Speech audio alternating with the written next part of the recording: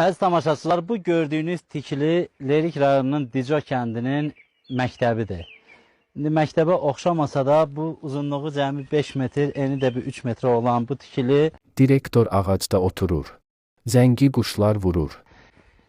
Dico məktəbidir. Bu məktəbdən təhsil alan gənclər haqqında mən danışaram.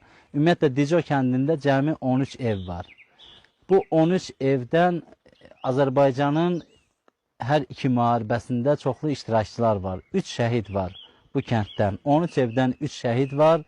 3 qazi var. Müxtəlif xəsarətlər alan qazilər var.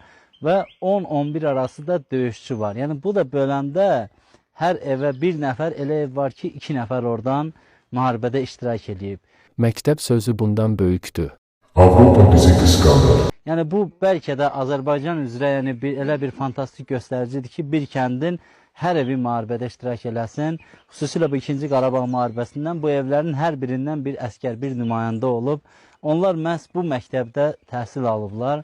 Amma məktəbin halını görürsünüz, məktəbin vəziyyətini görürsə, buna məktəb demək olmaz. Məktəbdə ostursalar, məktəb bağlanar.